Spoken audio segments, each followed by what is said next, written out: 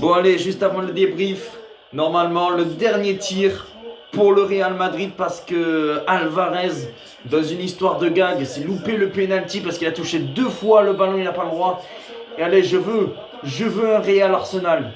Je veux un Real Arsenal s'il vous plaît. Real Arsenal, donnez-moi un Real Arsenal. Il n'a pas le droit, balle de match. Non. Non. Je pensais qu'il y avait la balle de match. Il se le rate, Vasquez. Non, truc de taré. Vasquez se le rate. Oh non. Eh ben Llorente pour 3-3. Pour le 3-3. Oh, c'est raté. Oh, c'est raté. Balle de match. Balle de match pour Vinicius normalement, non? Ah, c'est Rudiger. Vinicius ne tire pas. C'est Rudiger qui donne la balle de match. Allez, Rudiger. Rudiger, cette fois-ci, pour le Real Arsenal en quart. Rudiger, il n'a pas le droit. Rudiger, il n'a pas le droit. Oh le cul. Oh la chance. Oh la chance. J'ai mon Real Arsenal. J'ai mon Real Arsenal. Yes. Les amis, quelle soirée. On va faire le débrief. Comme vous avez vu au début, on a fait la réaction de fin de match lors de la séance de tir au but. Un match franchement qui ressemble un petit peu à la veille. Un but au bout de 28 secondes de Carragher, ou je ne sais plus trop comment il s'appelle, pour l'Atlético de Madrid. L'Atlético de Madrid après a géré ce score. J'ai trouvé un Real Madrid quand même assez faible offensivement. Ils se sont fait peur aussi un petit peu le Real Madrid à un moment donné, parce qu'on a bien vu que le Real Madrid s'est vraiment fait peur à quelques moments et que l'Atlético aurait pu. C'est dommage pour Antoine Griezmann et tout ça, mais voilà, l'expérience a encore gagné pour le Real Madrid qui se qualifie pour des quarts de finale. Mais voilà, lors d'une séance de tir au but vraiment absolument magnifique, où tu te dis mais comment c'est possible que Alvarez se le rate, parce que moi j'ai rien compris. Moi je n'ai rien compris, je pensais qu'Alvarez l'avait mis, alors que pas du tout.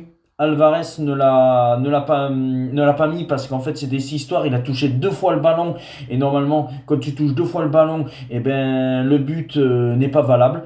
Voilà, mais après il y a eu Llorente qui l'a tiré sur la barre. Bien sûr Vinicius n'a pas été lors de cette séance de tir au but parce que franchement il faut le dire, Vinicius quand même, il a une balle de match sur un penalty dans le cours du jeu, sur un magnifique festival de Kylian Mbappé, et il se rate le penalty. Alors c'est pour ça que je pense que s'il avait tiré lors de la séance de tir au but, normalement il n'est pas sorti Vinicius, ou peut-être je dis les bêtises, vous me direz en commentaire, mais normalement je pense pas qu'il est sorti Vinicius, et je pense qu'il se l'aurait raté. Voilà, alors je suis content parce que le Real s'est qualifié dans un match quand même assez vraiment poussif.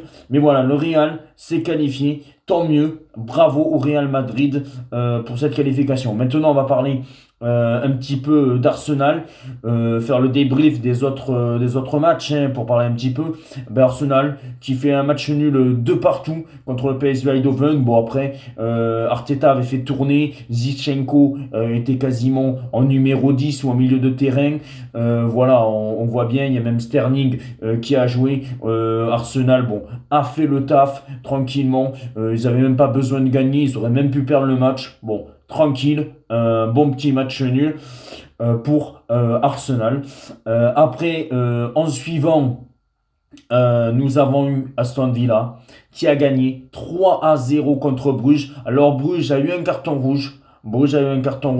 Aston Villa avec Marco Asensio qui a marqué un doublé. Attention parce que Marco Asensio va retrouver le Paris Saint-Germain en quart de finale, et il est prêté par le Paris Saint-Germain. Alors on verra s'il n'y a pas une douille, parce que souvent il y a des anciens parisiens qui marquent contre le Paris Saint-Germain. Alors pourquoi pas que le Paris Saint-Germain se prenne un but par bien sûr Marco Asensio. Mais voilà, Aston Villa a fait le travail en s'imposant 3-0. Et puis par contre, la déception du soir, c'est Lille qui menait 1-0. Je pensais réellement que Lille aurait pu avoir les capacités d'aller chercher cette qualification.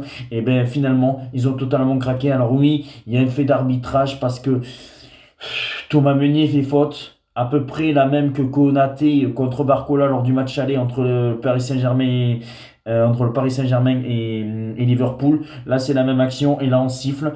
Et voilà, je pense que Dortmund a gagné avec l'expérience. Je suis dégoûté pour Lille. J'aurais tellement aimé qu'il y ait un Lille-Barcelone. Finalement, on aura un Barcelone-Dortmund, même si c'est pas un immense Dortmund.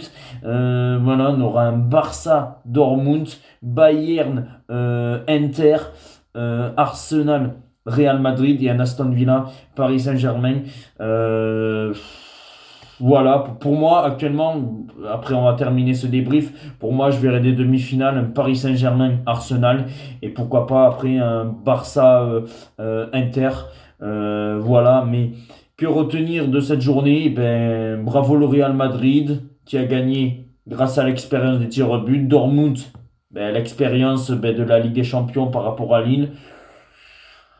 Aston Villa qui gagne parce qu'il y a eu aussi un carton rouge, ils avaient fait le travail à l'aller. Et après, Arsenal qui avait fait le taf à l'aller. Ciao les amis.